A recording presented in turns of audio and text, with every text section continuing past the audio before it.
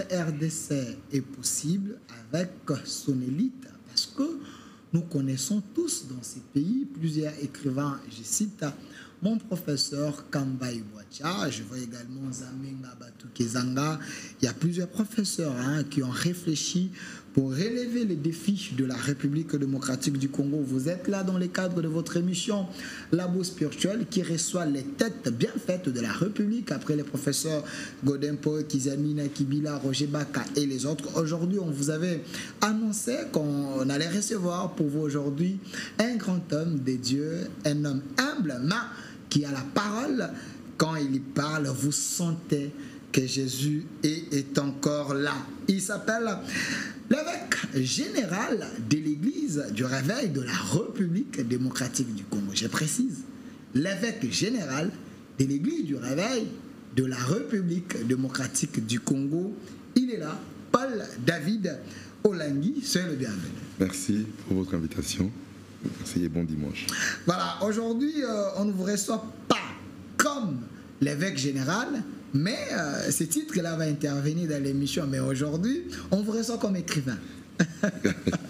Parce que vous avez écrit un livre, le vernissage, c'était hier dans l'hôtel Fleuve Congo Hotel. Il y avait tellement du monde, autant de pasteurs, autant des hommes élevés de ces pays qui étaient là. Moi également, j'étais là. J'ai insisté pour que vous puissiez venir, pour que le peuple congolais qui est en train de nous suivre ici à l'Univers Télévision, car la chaîne est sur Canal+, fréquence 482, et dans tous les bouquets, que les Africains et le monde entier puissent vous écouter, comprendre, parce que ce qui est couché dans ces livres-là, c'était vraiment merveilleux. Alors, évêque, vous avez écrit un livre avec un titre magnifique, Christ crucifié, la faveur absolue de la RDC, ou pour la RDC.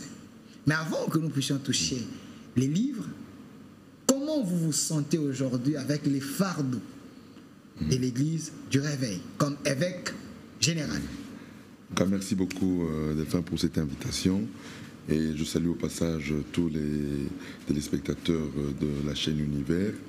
Et nous remercions le Seigneur pour cette chaîne qui fait rayonner la RDC aujourd'hui à travers le monde. Et nous vous souhaitons aussi que le Seigneur vous accompagne et que vous ayez plein succès dans tout ce que vous entreprenez. Alors, j'aimerais tout simplement dire que c'est une grâce d'abord d'avoir été choisi, désigné comme évêque général de l'Église du Réveil du Congo et le coordonnateur exécutif national, sous la houlette du représentant légal et président, l'archevêque Ejiba Yamampia. Et nous sommes convaincus que par la grâce du Saint-Esprit, le fardeau nous sera allégé.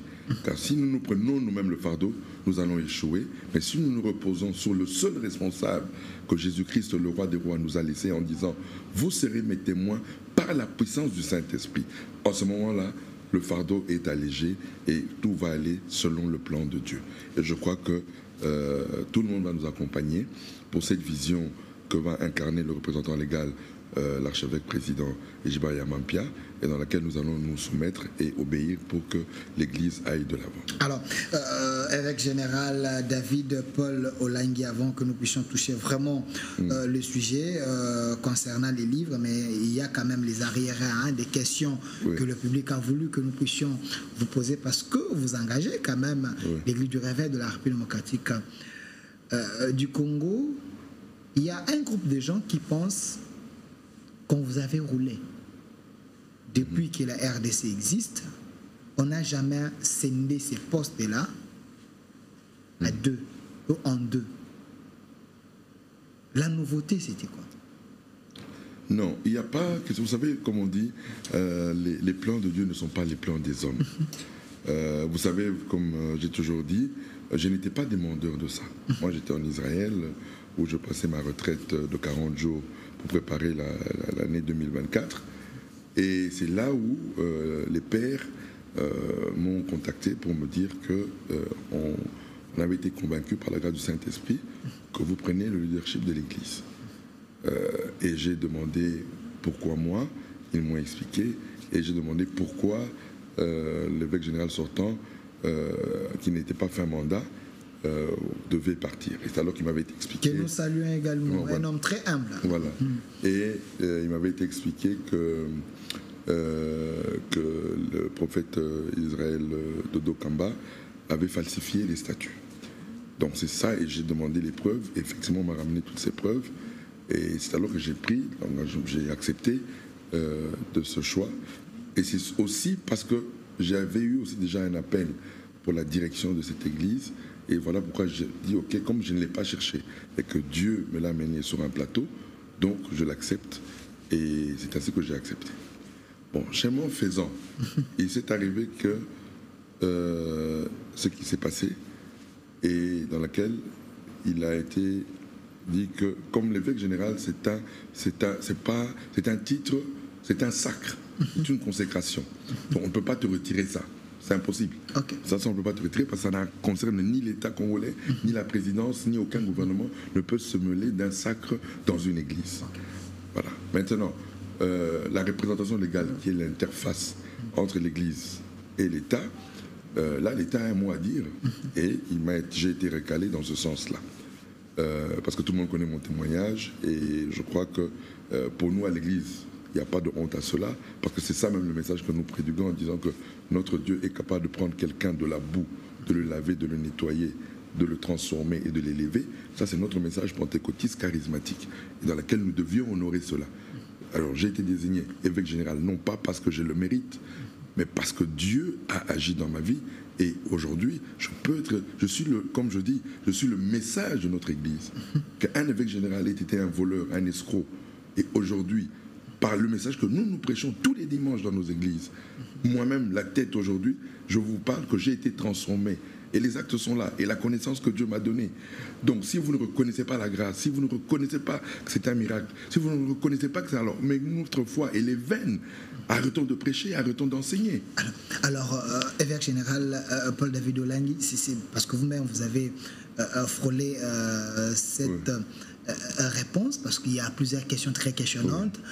Et le bien avec vous, c'est que vous-même, vous n'avez pas honte de dire cela. Vous êtes fier que Dieu vous a transformé. Selon l'opinion, ils ont dit, vous n'avez pas les capacités pour être le représentant légal de l'Église du Congo. Parce que là, ça demande l'intelligence, ça demande la technicité, ça demande tout. C'était d'abord le premier élément. Le deuxième élément, votre casier judiciaire ne vous permettait pas d'être l'interface entre l'Église et l'État. Vous-même, vous avez dit, Dieu vous a pris dans la boue, il vous a lavé, aujourd'hui vous êtes un message pour cette Église. Est-ce en dehors de ça, il n'y avait pas un problème aussi de capacité? Non, la capacité, écoutez-moi très bien. Écoutez-moi un peu. Et c'est ça qui est terrible. Okay. Pourquoi? Revenons dans la parole. Parce que moi, j'ai l'écriture avec moi.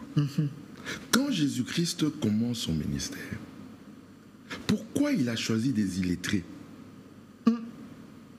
Pourquoi il n'est pas allé au temple prendre des docteurs de la loi pour commencer son ministère?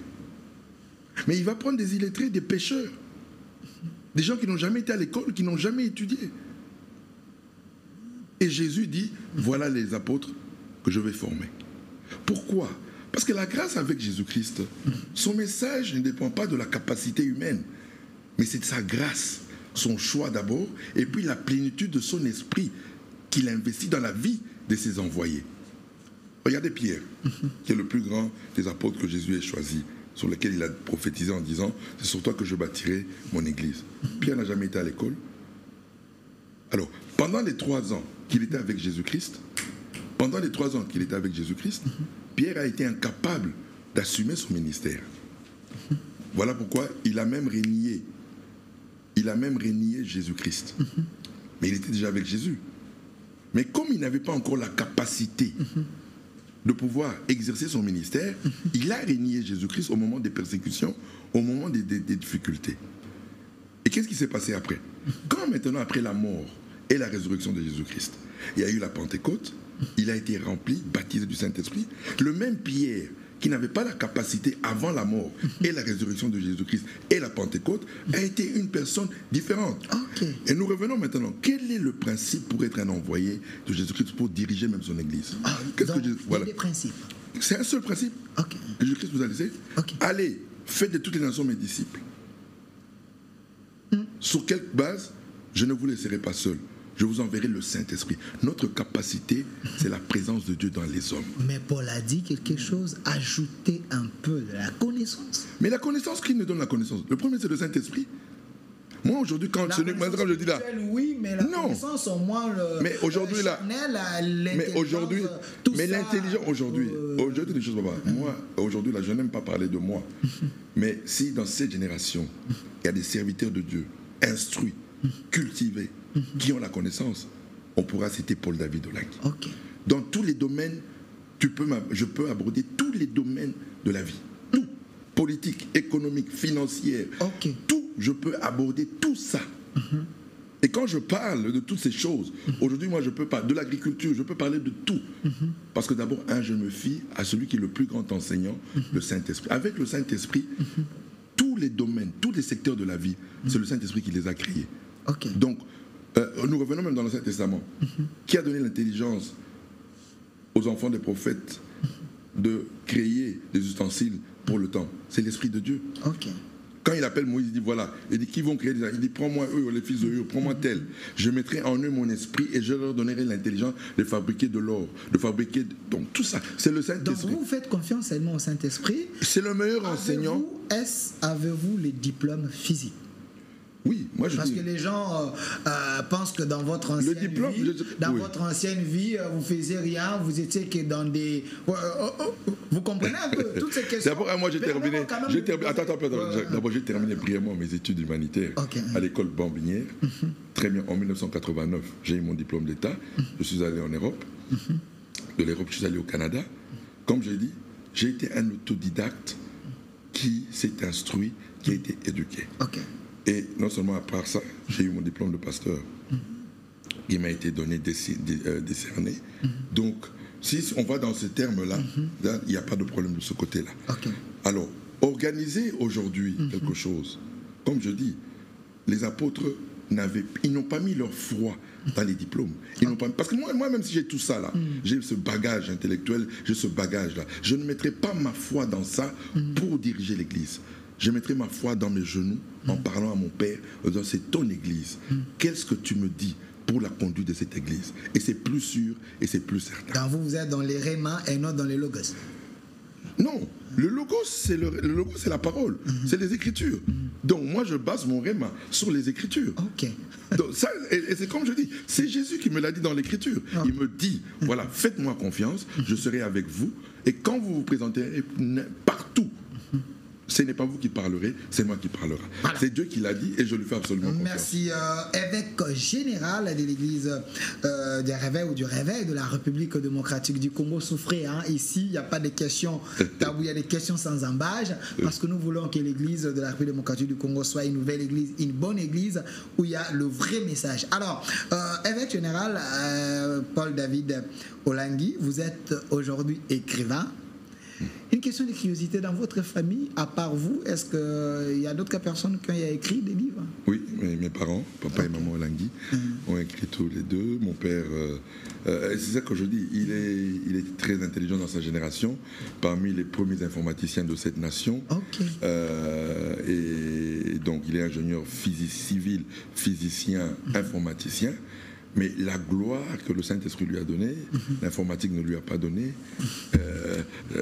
Et c'est ça, au fait, c'est dommage que nous, serviteurs de Dieu aujourd'hui, nous ne mettons pas notre foi en Dieu pour parler de sa part en disant que nous sommes des hommes intelligents. Tous les premiers serviteurs de Dieu, hormis la génération des intellectuels qui sont venus après, mais les premiers serviteurs dans cette nation, aujourd'hui, là, Papa Simon Kimbangu n'avait pas étudié, mais qui a plus de l'aura dans le monde que lui.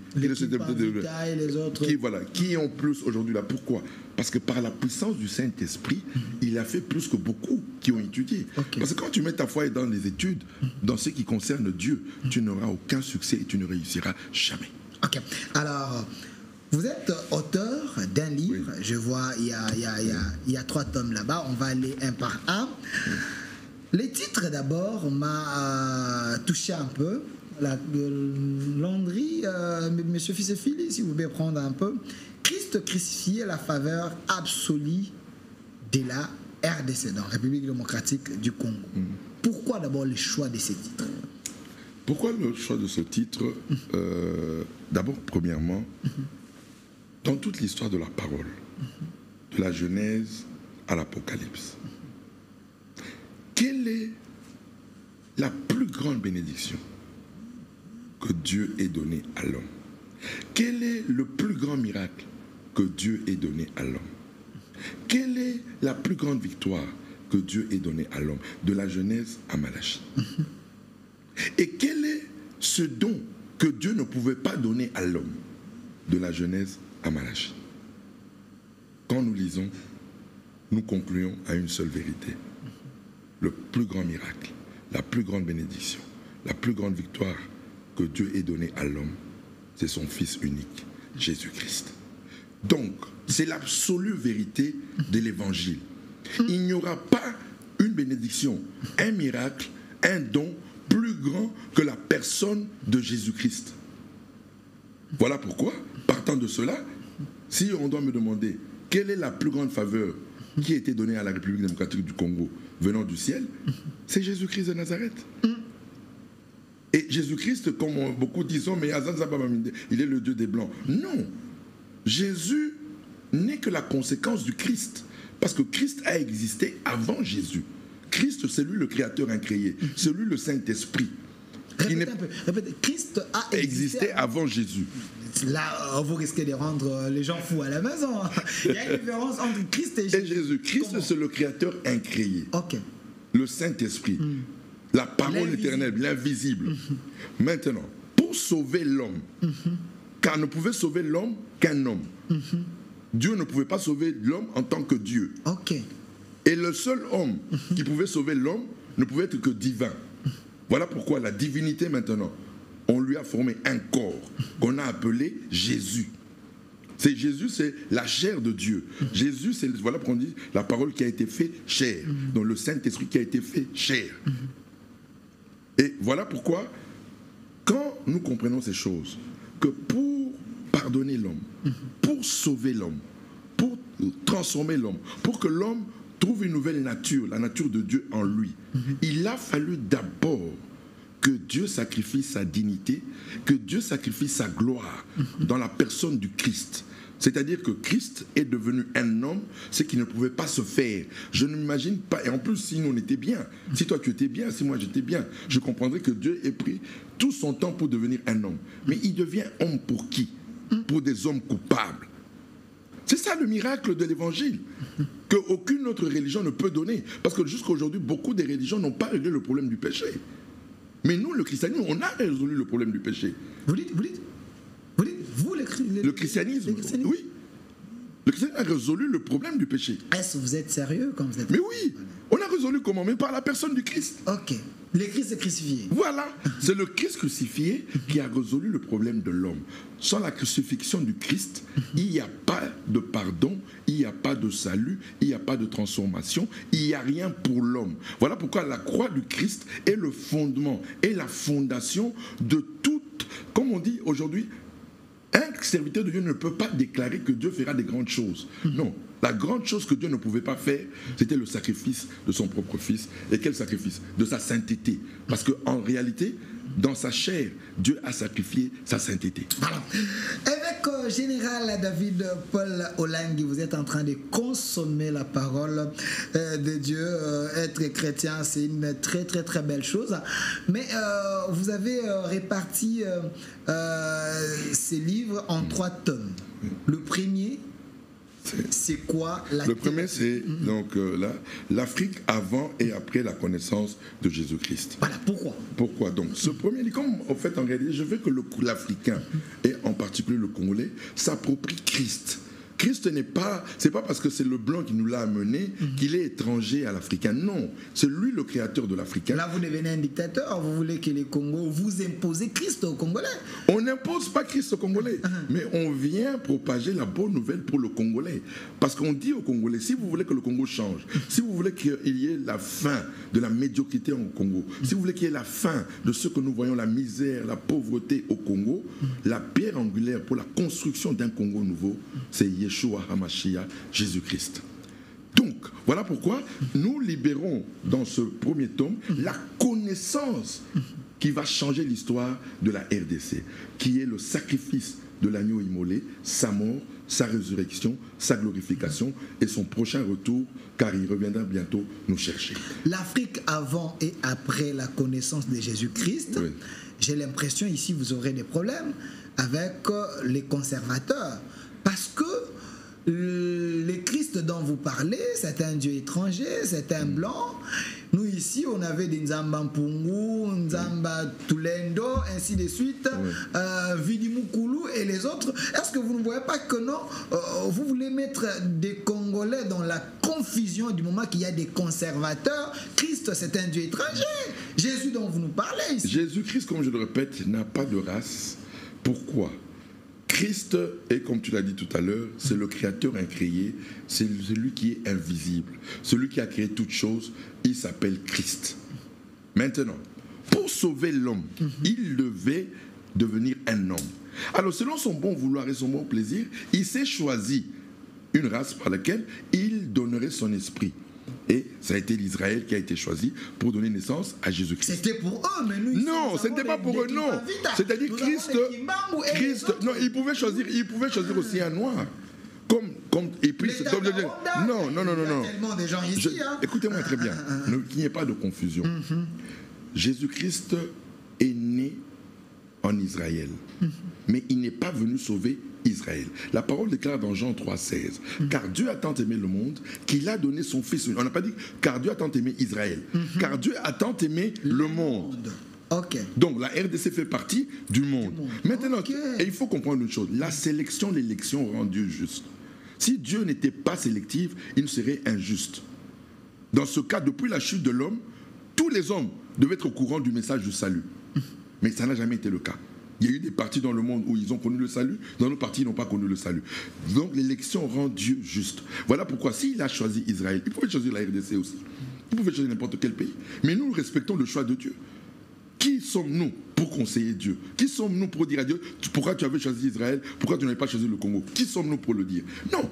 Mais il n'a pas choisi Israël pour que le Christ soit seulement le sauveur d'Israël. Non, il a dit qu'il fallait trouver un cadre pour la venue de cet homme divin qui sauverait l'humanité.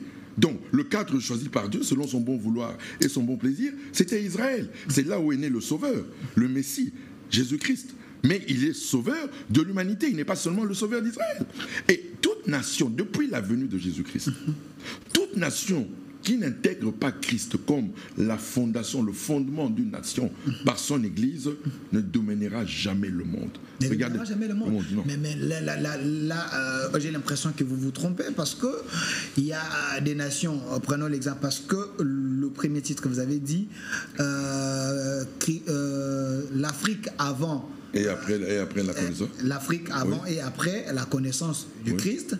Aujourd'hui, en Europe, nous avons les gens qui acceptent l'homosexualité et autres. Il y a des pays plus forts, le pays dominant. Aujourd'hui, l'Afrique a Christ, mais l'Afrique est faible. Mais oui, mais c'est la fin de l'Occident. L'Afrique, comme j'ai dit, je le dis dans mon livre, après les États-Unis d'Amérique, c'est la RDC. Donc, c'est-à-dire quoi? Dieu, quel est le problème avec Dieu? Dieu, quand Dieu t'élève, il y a quelque chose qu'il a en horreur.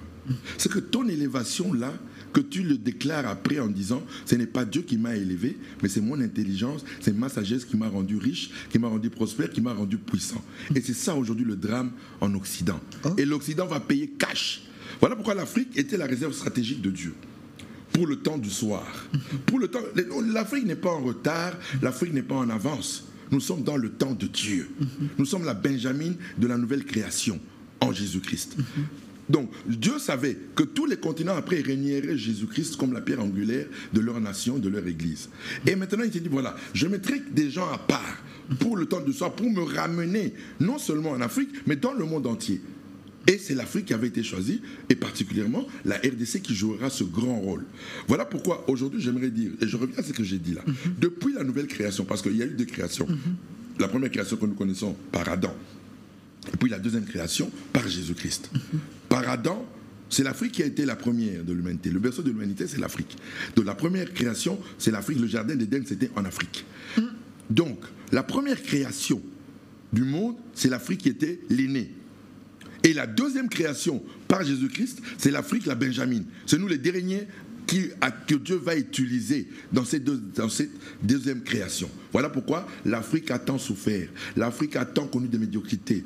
Tous les mots diaboliques du monde a été synonyme, l'Afrique a été synonyme de ces mots-là. Pourquoi? Mais nous revenons dans la parole. Là où le péché a abondé, la grâce a surabondé. C'est-à-dire que la plus grande gloire de Dieu qu'il manifestera dans les continents que lui-même a créés, la plus grande gloire qu'il va manifester sur la terre, c'est l'Afrique qui en bénéficiera. Parce que l'Afrique a tant souffert, et pourtant nous tous, c'est à cause d'Adam que nous avons été déchus. Donc pourquoi moi j'ai souffert plus que les Européens, que les Américains? Parce que Dieu avait réservé pour l'Afrique la plus grande gloire. Donc l'Afrique, c'est la réserve stratégique de Dieu. Voilà. Dieu. Mais quand vous parlez de l'Afrique, nous-mêmes les Africains, on est partagés par rapport à l'Évangile. Vous ici, comme évêque général de l'Église du Réveil de la République démocratique du Congo, vous dites que non, ça va commencer ici en RDC, mais j'avais reçu un des apôtres, loin de moi de vous amener dans des polémiques, mais c'est quand même important, d'un prophète majeur de notre temps, Kakou Philippe, qui est ivoirien, je ne sais pas si vous l'avez déjà lu, qui dit, vous tous, vous devez fléchir devant lui parce que c'est lui l'envoyé, le prophète majeur de notre temps. Vous êtes l'évêque général de la République démocratique du Congo. Quand vous écoutez un prophète dire ça, il a également sa Bible, ça vous fait quoi? Vous savez, hein, quand tu as une révélation personnelle de ce que Dieu t'a dit, sur ce que tu es, tu n'en parles pas. Parce que l'objectif, ce n'est pas de conduire les gens à moi. L'objectif, c'est de conduire les gens à Christ. C'est les canaux. Mais le canot, c'est ce que je dis. Mais je n'en disconviens pas. Je n'en disconviens pas. Philippe Kakou, il est là. J'ai beaucoup lu aussi de ses livres. C'est quelqu'un qui a impacté sa génération. Et je peux te dire, comme je dis, vous savez, Jésus-Christ ne nous a pas glorifiés pour qu'on se glorifie. Jésus-Christ nous a glorifiés pour qu'on glorifie son nom et pour qu'on enseigne son nom, pour qu'on conduise les gens à son nom. Moi, je peux te dire tout ce que Dieu m'a dit, mais je ne le dirai pas. Parce que ce n'est pas nécessaire. Et nous avons un exemple majeur. C'est celui que j'aime beaucoup, un des grands serviteurs, William Branham, qui a eu le message divin, je le crois. Mais quelle a été la plus grande erreur? La plus grande erreur a été maintenant de focaliser maintenant la parole sur lui. William Branham? Oui. C'est votre modèle, hein? Vous les prêchez partout dans vos églises, les Binzamizambila. Vous les copiez. Hein? Non, c'est-à-dire quoi? C'est ça le grand problème. Et il n'y a pas que lui, même chez nous ici. Il y a beaucoup de gens qui ont eu la connaissance de Dieu. Mais maintenant, quand Dieu t'utilise de manière surnaturelle, quel est le problème de Satan? Satan vient te dire maintenant, tu vois, c'est toi maintenant. C'est toi maintenant. C'est toi maintenant. C'est ton temps. C'est ton temps maintenant. Au lieu maintenant d'élever celui qui a permis que tu véhicules une puissance, que tu véhicules une pensée, de conduire, non, ce n'est pas moi. Comme Paul. Vous savez, on n'a plus des Paul. Parce que quand tu as le surnaturel, que tu le veuilles, que tu ne le veuilles pas, les atalakou viendront. C'est-à-dire les flatteurs viendront. Ça, c'est normal. La chair humaine, elle est comme ça. Mais maintenant, c'est à toi le leader. Comment tu réagis face aux atalakou? Paul, comment il a réagi face aux atalakou? Il a déchiré ses habits. Il dit, mais ce n'est pas moi. Cette puissance que vous voyez là, c'est Jésus-Christ. Sans lui, je n'aurais pas... Alors, quand on a voulu faire de lui un Dieu, qu'est-ce qu'il a fait? Il a déchiré ses habits. Pierre, reprenons Pierre, le deuxième message de la Pentecôte, devant le portillon du temple. Nous n'avons ni argent ni or à te donner. Ce que nous te donnons, nous te le donnons au nom de Jésus-Christ. Lève-toi et marche. Quand tu fais un tel miracle, même ici, là, qui ne va pas te suivre? Qui ne va venir devant toi? Oh non, c'est vraiment toi. Caca, un peu chez nous au Congo, ici, là, les atalakou sont un peu partout. Les dialolistes, voilà. Donc, les gens qui sont avec Kakou Philippe, les gens qui sont avec William Branham, c'est des gens qui qui sont en train de chanter pour eux et aussi aiment cette gloire, mais Jésus derrière et c'est... Jésus, c'est derrière. Aujourd'hui, Jésus n'a plus cette gloire. Moi, voilà pourquoi même les miracles, on n'en voit plus. Okay. Parce que les miracles, c'est pour la gloire du nom de Jésus. Ce n'est pas pour la gloire d'une institution, ce n'est pas pour la gloire d'une église, ce n'est pas pour la gloire d'un ministère, ce n'est pas pour la gloire d'une personne. Voilà pourquoi aujourd'hui le Saint-Esprit est limité alors qu'il veut déployer la puissance divine. Mais il dit, mais si je la déploie, est-ce que ça ira pour la gloire de la croix de Jésus, de la mort, la résurrection, de la glorification du Christ? Non, on a pris, nous, on s'est approprié de cette gloire. Voilà pourquoi nous ne voyons que des miettes. C'est que le Saint-Esprit démontre aujourd'hui dans l'église, mais ce sont des miettes. Des miettes? Des miettes, oui, par rapport aux actes des apôtres. Ok. Quand moi je lis les actes des apôtres, je pleure. Je dis, mais Seigneur, moi quand je regarde l'église primitive et nous aujourd'hui, c'est la nuit et le jour. Ok. Dans l'église primitive, on me dit que les apôtres passaient, leur ombre guérissait. Il y a combien de malades ici à Kinshasa, on est incapable de les guérir? Mais j'ai vu les gens faire des campagnes ici. C'est ça que je dis. Mais voilà pourquoi je dis, nous n'avons pas la puissance de l'église primitive. Pourquoi? L'église primitive, c'était le ministère apostolique. Dans le ministère apostolique, ce n'est pas le ministère des doctrines. C'est le ministère d'une personne. Jésus-Christ est proclamé dans toute sa gloire. Et on met la foi des gens dans Christ. On ne met pas la foi des gens dans des doctrines. Mais aujourd'hui, les églises ont mis la foi des gens dans des doctrines. Voilà pourquoi nous sommes divisés. Parce qu'une église qui prêche la sanctification ne parlera que de la sanctification. Une église qui ne prêche que la délivrance, elle ne parlera que de la délivrance. Une église qui ne prêche que la prospérité ne parlera que de la prospérité. Et nos enfants deviennent des enfants hybrides. Et des enfants qui sont sectaires parce qu'ils ne pensent que selon la doctrine. Alors que nous, c'est Christ. C'est Christ qui donne la repentance. C'est Christ qui délivre. C'est Christ qui donne la... C'est-à-dire que si on amenait tout le monde à la personne de Jésus-Christ, il y aurait moins de divisions dans l'église. Il y a un problème, M. Paul-David Olangui souffrait que je vous pose toutes ces questions parce que vous êtes les représentants, bon, pas l'évêque général de l'église du réveil de la République démocratique du Congo. J'ai l'impression que vous vous plaignez trop. À qui la faute? Parce que vous devez donner une orientation à cette église. C'est ça que je dis. Mais vous êtes avec les gens qui ont tué cette église. Non. Vous êtes avec eux. Vous les chouchoutez. Vous n'avez pas le courage de leur dire ici vous avez péché, maintenant nous devons corriger. Si Moussa Dinabal revient aujourd'hui, les cicatènes et les autres ils vont pleurer. Non, je dis ceci, vous savez. De cette église. Tu sais, je te dis une chose. Tu sais quoi? Moi, la grâce que j'ai eue, j'ai été instruit. Et quand je dis j'ai été instruit, j'ai essayé de comprendre l'histoire de l'église, depuis l'église primitive jusqu'à nos jours. Okay. Pourquoi les réformes, les restaurations n'ont pas bien marché? Ok, pourquoi? Pourquoi? Parce que quand tu es un réformateur et un restaurateur, la plus grande cause que les gens ont, ils le font sans manifester de l'amour, mais en manifestant de la haine. Voilà pourquoi les réformes et les restaurations... Je prends le cas de Martin Luther. Ok. Qui, grâce à lui aujourd'hui, moi et toi, on peut tenir la Bible. Grâce à toi, nous avons connu que ce n'est pas les œuvres qui nous justifient devant Dieu, mais c'est la faveur de Dieu, la grâce qui nous justifie.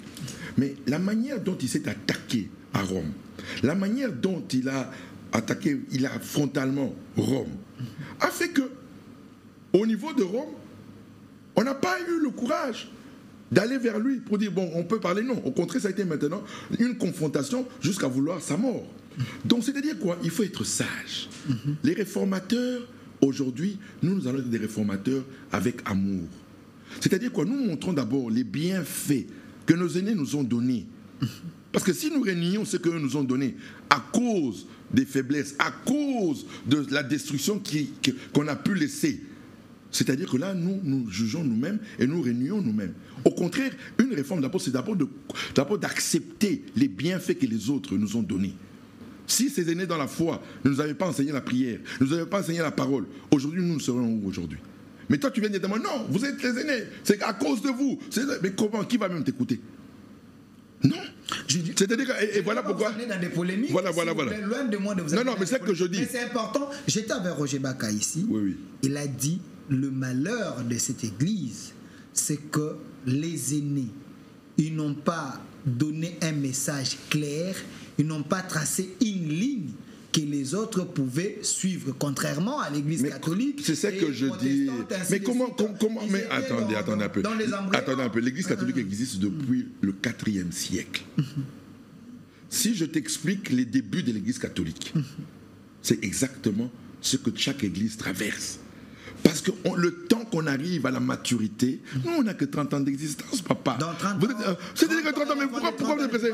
Mais pourquoi vous êtes pressé? L'Église catholique, combien de réformes l'Église catholique a fait depuis le Conseil de Nicée? Depuis combien? Comment vous voulez comparer ce qui est incomparable? L'Église catholique... Attends un peu. Il fait entrer la mort au Congo. Non. Ne change pas les choses. Non. Détruire cette génération. On ne détruira pas l'Église du réveil. On ne détruira pas. D'abord, vous savez, tous ceux qui disent ça sont ingrats. C'est vrai ça? Si vous savez ce que l'Église du réveil a donné, ce que l'Église du réveil a donné à cette nation. Je reviens. L'apogée, l'Église du réveil commence son ascension juste au moment où les premiers pillages commencent en RDC. Nous avons été parmi ceux qui ont apporté la paix sociale dans ce pays, par nos prédications, par nos enseignements. Si on n'était pas là, il y aurait eu des guerres civiles dans ce pays. L'Église du réveil. Mais comment voulez-vous? Du peuple, non, ce n'est pas question de l'opium. Au contraire, nous avons prêché l'évangile pur. L'évangile qui dit Jésus-Christ là est venu pour sauver intégralement l'homme, âme, corps et esprit. Et les gens ont cru à notre message pentecôtiste charismatique. Et les gens ont vu la main de Dieu dans leur vie. Ce que beaucoup des églises traditionnelles ne prêchaient pas. Beaucoup croyaient en Jésus-Christ, mais il n'y avait pas de transformation dans leur vie. Mais nous, l'Église du réveil, non seulement nous avons transformé les hommes de l'intérieur, mais nous avons transformé aussi les hommes de l'extérieur. Aujourd'hui, si les Congolais chrétiens aujourd'hui peuvent croire que Dieu peut me bénir matériellement, Dieu peut me rendre prospère, c'est grâce à l'Église du réveil. Si aujourd'hui nous pouvons dire que Dieu peut guérir des malades, c'est grâce à nous. Si on dit que des impudiques peuvent changer, des sorciers peuvent changer, des fétichistes peuvent changer, c'est grâce à nous. Et pourtant, laisse-moi terminer. Laisse-moi d'abord terminer. Laisse-moi d'abord terminer. Comme nous disons toujours. Mais par contre, beaucoup allaient dans les églises traditionnelles, mais ils étaient toujours sorciers. Les gens, ils étaient toujours dans les fétiches. Ils mélangeaient, ils mixaient. Mais nous, on a dénoncé l'idolâtrie, on a dénoncé le fétichisme, on a dénoncé la sorcellerie. Et les gens ont témoigné. Donc, quelque part, si on doit parler des églises qui ont apporté la paix sociale, et pendant que nous, on disait aux gens, écoutez, Jésus-Christ sera capable de délivrer ce pays de la pauvreté. Les gens ont crié au message. On a vu des gens qui ont été élevés dans la société, des gens qui ne pensaient pas un jour pouvoir être élevés dans la société. Parler aux études, ils se disaient, est-ce que moi, j'habite Njili? Est-ce que Dieu peut faire quelque chose dans ma vie? Nous avons prêché cet évangile. On a donné de la foi, on a donné de la confiance en Dieu, de l'espérance. Alors maintenant, je reviens maintenant. Vous savez, mais dans toute chose, dans toute œuvre, il y a toujours des méfaits. Celui qui refuse de reconnaître cela, il est malhonnête. Dis-moi quelle est cette église qui n'a pas connu de méfaits. Aujourd'hui, on est critique, aujourd'hui, non, voilà, nous avons rendu les gens. Mais allez, qui a commencé ça? Mais ce n'est pas l'église catholique. Qui a commencé à vendre l'évangile? C'est nous, les églises de réveil? C'est l'église catholique qui a commencé? Qui nous a montré la voie? On a oublié les indulgences? Je me rappelle encore d'une histoire entre le célèbre théologien catholique Thomas d'Aquin et le pape de son époque. Il revenait, on avait ramené des richesses de l'Amérique latine, de l'or et beaucoup de pierres précieuses. Et le pape qui dit à Thomas d'Aquin, il lui dit on ne dira plus comme Pierre, je n'ai ni argent ni or, regarde ce que nous avons ici. Et Thomas d'Aquin lui répond aussi en disant, toi aussi tu ne pourras pas dire comme Pierre, lève-toi et marche. Donc c'est pour dire quoi? Qui a commencé à vendre le péché, à vendre le pardon des péchés? C'est nous. C'est l'église catholique. Donc c'est-à-dire quoi? Les Ambon et les autres, ils sont aussi pour quelque chose. Mais c'est-à-dire quoi? Les indulgences, c'est-à-dire que nous les premiers. Et qu'est-ce qui a amené la réforme protestante de Martin Luther? Mais ce sont les indulgences. Alors, j'ai l'impression que vous voyez dans la maison des autres, restons dans votre maison. Non, c'est pour dire quoi? Non, je n'ai pas dit que... Non, je répète, j'ai dit... Je répète, parce qu'il faut toujours que mes mots soient bien clairs. J'ai dit quoi? Dans toutes les églises, il y a eu des méfaits. Voilà. Mais chez vous, dans l'église du réveil de la... Mais on n'a que 30 ans. C'est des trop. On n'a que 30 ans. Je vous mets devant une équation, évêque général David Paul Olangi. Apparemment, vous voulez restaurer, vous voulez changer, vous voulez ramener le message authentique pour que l'église du réveil aujourd'hui puisse voir Christ, mettre Christ au centre. Mais dans votre église du réveil, mais vous avez des pasteurs qui ont amené des concepts de pétage, vous avez des gens qui propagent des antivaleurs. Aujourd'hui, je ne cite pas des noms, vous les connaissez. Qu'est-ce que vous faites? Parce qu'ils sont devenus les influenceurs dans la négativité. En tout cas, c'est dans votre église. Oui, je suis totalement d'accord avec toi. C'est le constat que nous avons fait. Maintenant, vous voulez une réforme, une restauration dans la haine, dans les disputes, ou vous voulez une réforme dans l'amour? Moi, je suis d'avis que c'est l'amour qui change. Si notre Seigneur nous a convaincus de le suivre, ce n'était pas par la haine, mais c'était par l'amour. Car Dieu a tant aimé le monde. C'est-à-dire que le don de la vie de Christ, c'est parce que Dieu a aimé le monde. C'est-à-dire que moi, si aujourd'hui, là, j'aime mon église, j'aime l'église du réveil, j'aime les pères qui ont fondé cette église, et que je vois effectivement qu'il y a eu des erreurs dans l'église. Tout le monde le reconnaît aujourd'hui. Il n'y a même pas à discuter là-dessus. Que ce soit les ennemis. Qu'est-ce que nous allons faire maintenant pour restaurer, pour réformer? Mais c'est dans l'amour, dans un cadre où nous partageons dans la présence de Dieu, dans la prière. Vous embellissez les péchés. Non, non. Vous donnez les péchés. Le problème, le péché. Vous donnez place au péché dans l'église. Le péché n'est le péché n'est que la conséquence du manque de connaissance. Le problème, ce n'est pas le péché. Le problème, c'est la connaissance. Ok. Je répète, vous savez... 5 secondes. Oui, le grand problème, c'est quoi? C'est que quand Jésus-Christ dit ceci, celui qui mange ma chair et qui boit mon sang a la vie éternelle. C'est-à-dire que la vie que vous recherchez, aujourd'hui, s'il n'y a plus la vie dans les églises, parce qu'on veut la vie selon des doctrines, on veut la vie selon des principes. Mais on ne veut pas la vie selon le modèle que Dieu lui avait établi. Dieu avait établi la vie par la connaissance de son Fils. Et c'est ça que nous allons ramener dans l'Église en disant, voilà, la vie aujourd'hui, c'est par la connaissance de la personne de Jésus-Christ, par la connaissance de son œuvre. C'est alors maintenant que nous allons voir la vie. Moi, je te dis, ce pays, maintenant, aura des hommes Dieu manifestés sur la terre. Ce pays aura des hommes Dieu manifestés sur la terre. Hier, je vous avais suivi, vous avez dit que vous êtes un homme divin. Et ça a créé trop de problèmes dans les réseaux sociaux. Okay, vous êtes un peu trop prétentieux. David Olang, homme divin, c'est compliqué. Alors, excusez-moi, il faut que j'explique. Si c'était par mérite... Attends, je dis ceci. Si c'était par mérite, je les concède. Par mérite, je suis indigne d'être divin. Mais Dieu n'a pas voulu que ce soit par mes mérites que je devienne divin. Il a voulu que ce soit par ma foi en son Fils. Et il est resté juste. Comment sommes-nous devenus pécheurs? Par Adam. C'est par un homme. Comment je suis devenu pécheur. Si moi, Paul David Olang, j'ai fait tous les péchés du monde, c'est à cause d'Adam. C'est Dieu qui m'a imputé le péché d'Adam. Je n'étais même pas encore né, mais au ciel, Dieu avait déjà décidé que Paul David naîtra avec le lien du péché d'Adam. Péché originel. Qui est la source de tous les péchés manifestés. Le péché singulier. Les gens ne font pas la discussion. Quand nous lisons la parole, il y a le péché singulier et les péchés pluriels. Les péchés pluriels sont la conséquence du péché singulier. Okay. Et le péché singulier, c'est par le sang que nous l'avons hérité, par le sang adamique. Tout homme est né pécheur à cause du sang adamique. Okay. C'est ça le péché. Et le péché là va produire quoi? Les péchés pluriels. Quand tu grandiras, personne ne va t'apprendre à mentir. Quand tu grandiras, personne ne te dira fais ça, fais ça. C'est le lien du péché adamique qui t'amène à pécher. Alors, si c'est par le lien d'Adam que je suis devenu pécheur, si Dieu m'aurait exigé de faire quelque chose pour devenir divin, Dieu serait injuste. Et comme il est resté juste, parce que c'est lui qui m'a imputé le lien du péché par Adam, c'est lui aussi qui m'impute le lien de la divinité par Jésus-Christ. Parce que vous avez créé en lui. Parce que j'ai créé en lui. Et ça va se manifester. La preuve, ça se manifeste. Moi, je te donne mon témoignage. L'homme animal que j'étais, voilà ce qu'il était. Et l'homme divin, voilà, bien que je... L'homme animal est charnel. Et voilà. Et l'homme divin, maintenant, manifeste le fruit de l'esprit. Avant de devenir l'homme divin, il faut qu'il y ait l'accomplissement d'un verset, que votre corps soit le demeure du Créateur, du Fils et du Saint-Esprit. Est-ce que c'est le cas avec vous? Oui, mais celui qui croit, il devient la demeure. C'est par la foi qu'on devient la demeure. Ce n'est pas par les œuvres. Ah non, non, non, non. C'est par la foi. Celui qui croit en Jésus-Christ sous le fondement du message de la rédemption. Je répète, nous croyons en Jésus-Christ sous le fondement de la connaissance de la rédemption. On ne croit pas en Jésus-Christ sur un autre fondement. On croit en Jésus-Christ sous le fondement de la connaissance de la rédemption. Et j'aimerais un peu expliquer, c'est important. La connaissance de la rédemption, elle consiste à quoi? À quoi? La connaissance de la rédemption dit ceci: tout homme est né pécheur et il est incapable de se sauver.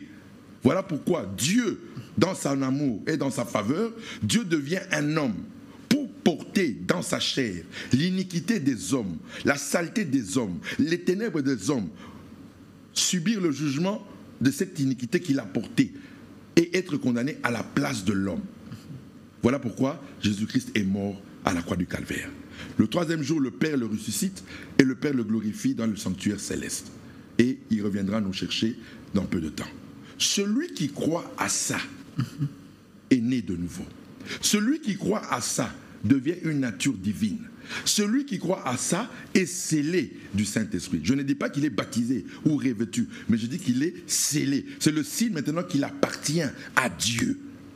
Voilà pourquoi quand tu crois en Jésus-Christ sur la base de la connaissance de la rédemption, Dieu te scelle de son esprit. Une fois scellé de son esprit, maintenant le Saint-Esprit commence à faire ce travail de transformation. La transformation, c'est après le salut. On n'est pas transformé pour être sauvé, mais c'est parce que nous sommes sauvés que nous sommes transformés. Et Ephésiens 2, au chapitre 8 jusqu'au verset 10, le déclare ainsi. Merci, évêque général David Paul Olagny. Sincèrement, avec vous, on peut prendre même 5 heures de temps pour parler. C'était important que nous puissions parler de l'Église. Oui. C'était vraiment important. C'est vrai, les livres, vous pouvez les consommer, aller chercher ces livres avec un très très très bon sujet. Christ crucifié, la faveur absolue de la République démocratique du Congo. Il nous reste quelques minutes. J'aimerais que vous puissiez nous donner un peu le goût de deuxième tome et troisième tome, parce que nous laissons également. Voilà. Vous n'êtes pas tout terminé. Donc là, comme j'expliquais, le premier tome, c'était de placer la connaissance du Fils pour que ta foi demeure en elle. Maintenant, le cadre choisi pour cette connaissance, ça a été l'Église. Ok. Et dans le deuxième bouquin, je suis en train de parler de l'histoire de l'Église brièvement. Okay. Je n'ai pas été très long, mais j'ai mis l'accent sur l'Église du Congo, où j'ai parlé de tout le monde. Ok. Toutes les églises traditionnelles, comme nous, Église du Réveil. Dans le tome 2, vous allez voir même ceux qui vont se souvenir de toutes les missions. Les titres, c'est quoi pour le tome 2, c'est la manifestation de la bénédiction africaine. Ok. Et c'est l'Église qui est le cadre choisi par Dieu pour la manifestation de la bénédiction africaine. Sans l'Église, l'Afrique ne sera jamais bénie. Sans l'Église, le Congo n'entrera pas dans sa destinée. Voilà pourquoi il était temps maintenant que nous démontrons qu'il n'y a qu'une seule Église. Il n'y a pas 2, 3, 4 églises. Je répète, moi je ne serai jamais d'accord, j'explique ça dans le deuxième tome, je ne serai jamais d'accord avec peut-être un catholique, je ne serai peut-être avec un protestant sur le parler en langue, sur la puissance du Saint-Esprit, on ne se mettra peut-être pas d'accord. Mais là où nous tous nous retrouvons, c'est à la croix du Calvaire de Jésus. La mort et la résurrection de Jésus-Christ est le fondement de la foi chez les catholiques. Tout catholique croit que Jésus est mort et ressuscité pour lui. Tout protestant croit que Jésus-Christ est mort et ressuscité pour lui. Tout pentecôtiste charismatique de l'Église du Réveil, messianique indépendant, croit que Jésus-Christ est mort et ressuscité pour lui. Et c'est la seule vérité que Dieu a voulu que l'unité de son Église se fasse. En dehors de la mort et la résurrection de Jésus-Christ, l'Église ne sera jamais une et indivisible. Voilà pourquoi le message de la croix qui revient maintenant à l'honneur, c'est pour le rassemblement de tous les adorateurs à travers toutes les églises. Les adorateurs catholiques écouteront le son de la trompette. Les adorateurs protestants, les adorateurs messianiques, pentecôtiques, charismatiques, tout le monde autour de cette trompette de la croix se retrouveront. Mais j'ai l'impression qu'il y aurait un problème parce que c'est vrai, il n'y a pas l'unité de la foi, mais il y a Jésus-Christ qui est au centre, mais chacun comprend Jésus à sa manière. Non, il n'y a qu'une seule manière. Et c'est la connaissance de la rédemption qui nous donne la connaissance du Fils. Si vous voulez une connaissance autre que la connaissance de la rédemption, vous ne connaîtrez jamais le Fils. Jésus n'a amené qu'une seule connaissance. Ma chair, mon sang, que je livrerai pour la vie. C'est le seul message que Jésus a donné. Jésus n'a pas donné des principes. Jésus n'a pas donné des méthodes. Il n'a pas donné des doctrines. Et voilà pourquoi les apôtres, les apôtres n'ont pas prêché la repentance. Les apôtres n'ont pas prêché la sanctification. Ils n'ont pas prêché ça. Pourquoi? Ce sont des conséquences de Jésus-Christ et de son œuvre. Okay. Quand l'apôtre Pierre donne son premier message, le jour de la Pentecôte, quel est le miracle qui est manifesté ce jour-là? Le parler en langue. C'est le parler en langue qui attire tout Jérusalem autour de la chambre haute où étaient rassemblés les apôtres. Quand tout le monde vient là, maintenant quel est le discours de Pierre? Est-ce qu'il a dit répentez-vous? Non. Il a présenté quelle est la source de ce parler en langue? Jésus-Christ que vous avez crucifié. Jésus-Christ, voilà. Il était bien, voilà, vous l'avez crucifié. Le Père l'a ressuscité d'entre les morts. C'est par lui aujourd'hui maintenant que nous avons été baptisés et revêtus de la puissance du Saint-Esprit. Maintenant, on dit quoi? Ils ont été vivement touchés par quel message? Pas par le message de la repentance, par le message de la mort et la résurrection de Jésus-Christ. Maintenant, ils ont demandé à Pierre, qu'allons-nous faire? Voilà, maintenant, repentez-vous. Merci. Mais vous voulez commencer la repentance sans le message de la mort et la résurrection de Jésus-Christ. Merci, l'évêque général de l'Église du Réveil de la République démocratique du Congo. Mais là, il y a quand même certaines personnes, parce qu'on est suivi un peu partout en Afrique et dans le monde, il y a certaines personnes qui ne peuvent pas aussi être d'accord avec vous quand vous dites que manifestation de la bénédiction africaine, c'est seulement par Jésus-Christ, par l'Église. Oui. Mais citez-moi, citez-moi, depuis la venue de Jésus-Christ, citez-moi une nation qui domine le monde plus qu'une nation chrétienne. Si nous voyons la Chine aujourd'hui... La Chine, mais oui. Mais parce que les gens ne connaissent pas. Non, attends. Pas de Bouddha. Non, c'est faux. Nous voyons l'Inde aujourd'hui. Nous voyons les Qatariens aujourd'hui. Non, on parle pas de Jésus. Excuse-moi, papa. Okay. Les gens ne connaissent pas l'histoire. Aucune église n'a tant souffert que l'église chinoise. La plus grande église qui a souffert dans le monde, c'est l'église chinoise. Et l'église a été évangélisée, la Chine a été évangélisée tout le 19e siècle. Le plus grand champ missionnaire, c'était la Chine. Ok. Ah, les gens ne connaissent pas. Le plus grand missionnaire de la Chine que je salue au passage et que j'honore beaucoup, c'est Hudson Taylor, qui était un Anglais du 19e siècle. Il a fondé China Mission, Island China Mission. Et tous les grands missionnaires du 19e siècle occidentaux sont allés en Chine. La Chine a été évangélisée. Et le plus grand serviteur qui a béni au XXe siècle l'Église en général, l'apôtre Watchman Nee, qui est resté 22 ans en prison dans les geôles communistes. Ce sang-là, vous croyez qu'à cause de ce sang-là, Dieu ne peut pas bénir la Chine? Une seule personne qui défend l'évangile bénit sa nation. Okay. Et voilà pourquoi le Congo, qui a eu tant de serviteurs, Papa Simon Kimbangu, Philippe Mbumba, qui est de la génération de Papa Simon Kimbangu dans les années 20. Beaucoup de gens ne connaissent pas Philippe Mbumba, c'est lui qui a amené le réveil dans le Manyanga, dans les années 20, au même moment où le prophète Simon Kimbangu était de ce côté de Banzangungu, du côté de Luozi, du côté du Manyanga, il y avait Philippe Mbumba dans ces années-là. Tous les serviteurs qui sont passés, les 49 premiers pasteurs de notre église en 1946, les premiers pasteurs qui ont été ordonnés dans le Bas-Congo, tous ces serviteurs, vous croyez que Dieu ne va pas bénir la RDC? Ces hommes et ces femmes qui ont payé un prix pour l'évangile, la sœur Anne-Henri Nangapeta, vous croyez que ce sang-là ne va pas crier pour que le Congo soit béni? Mais c'est chacun à son heure, chacun à son temps. Et maintenant, je peux dire à tout Congolais qui me suit, le temps de la RDC a sonné. Le temps, et c'est ça le troisième tome. Voilà. Le troisième tome. Le temps de la RDC a sonné. Le temps de la gloire de la RDC a sonné. Et quel est ce temps-là? Un pays spirituel puissant. D'abord spirituellement. D'abord spirituel. Voilà, spirituellement. C'est-à-dire quoi? Pour la première fois dans l'histoire de l'Église, on verra des nations sans péché. Et la RDC a été choisie pour être le berceau de cette nouvelle nation, où le Congolais qu'on a connu alcoolique, le Congolais qu'on a connu impudique, le Congolais qu'on a connu paresseux, par la puissance du Saint-Esprit, sera transformé par le message de la croix de Jésus. Voilà pourquoi je dis, Congolais, vous êtes bénis. Que personne ne vous décourage. Et la venue du nouveau mandat de notre chef de l'État est un signe puissant. Parce que, vous savez ce qui s'est passé le 23 juin 2019. C'est là la nouvelle date d'indépendance de la RDC. Vous dites. Le 23 juin 2019. Vous changez la date d'indépendance? Pourquoi? Mais parce que tout se passe dans le spirituel. Ok. Vous allez comprendre pourquoi. On a eu le 30 juin 1960, malheur sur malheur, jusqu'au 23 juin 2019. Le 23 juin 2019, le jour où le président a dédicacé la nation à Dieu, ça a été la nouvelle histoire de la RDC. Retenez-moi bien cela, parce que dans les prochains jours, nous allons demander aux députés de faire du 23 juin 2019 une date historique dans cette nation. N'attendez pas d'avoir les effets, parce qu'après vous allez dire, voilà, il avait dit ça en son temps, mais faites-le maintenant. Le 23 juin 2019 est une date historique, où nous étions tous au stade de martyrs, et le président de la République avait dédicacé la nation à Dieu pour dire à Dieu, prends le leadership de cette nation. Mon fauteuil de président, je te le donne, je te le remets, que tu diriges la nation. Je me rappelle, le jour où vous étiez là, vous avez pris les micros. Voilà. Alors, pasteur, vraiment on est à la fin, évêque général. Mais une question de curiosité. Oui. Vous êtes l'évêque général de l'église du Réveil de la République démocratique du Congo, mais il y a un problème aujourd'hui.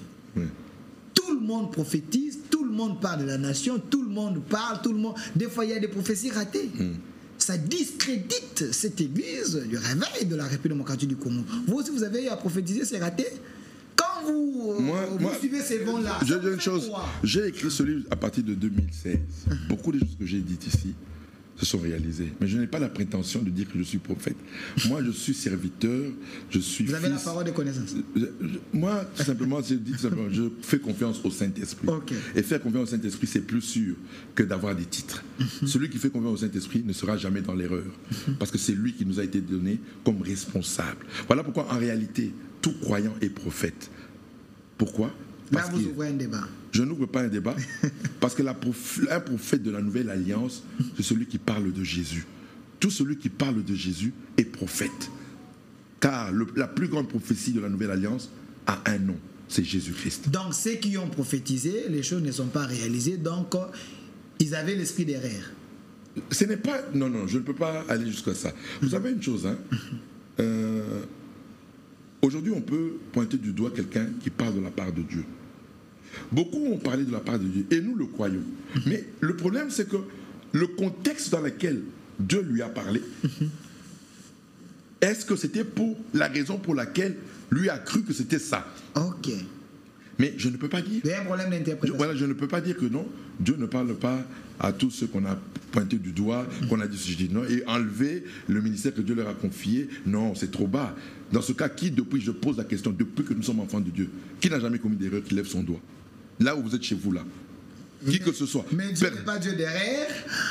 Non, je ne dis que non, mais Dieu travaille. Dieu travaille. Quand Dieu te dit quelque chose avec des précisions, je ne refuse pas.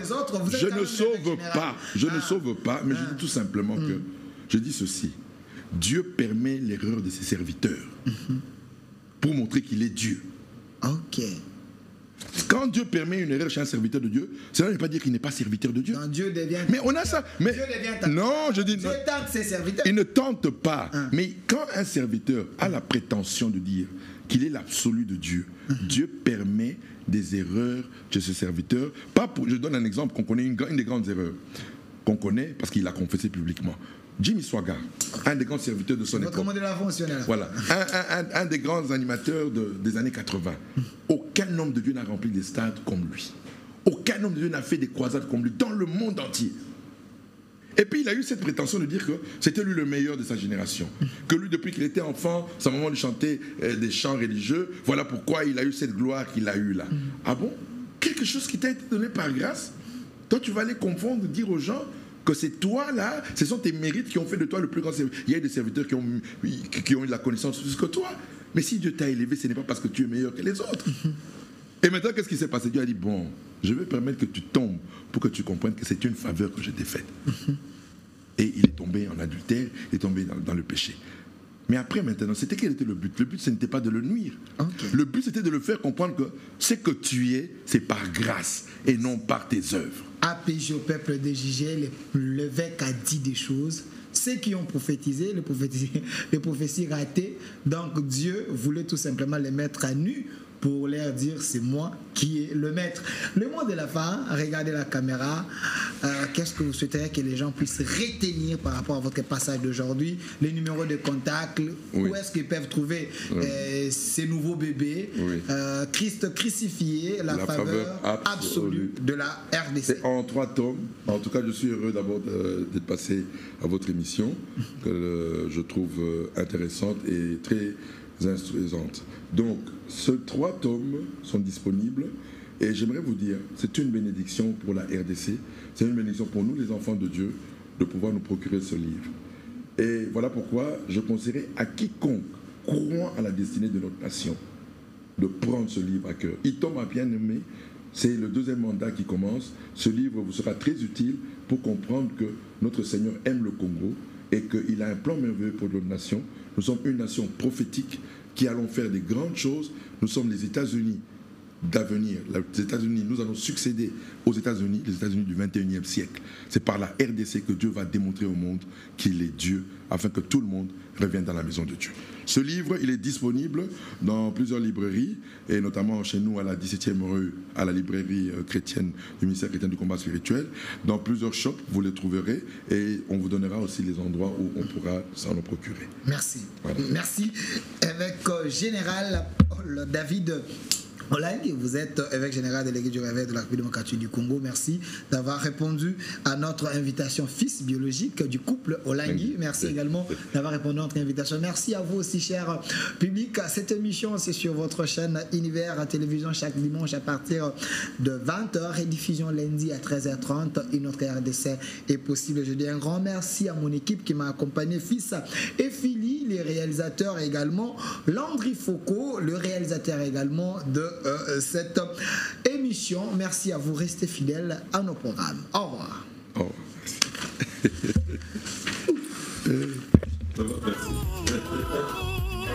Merci.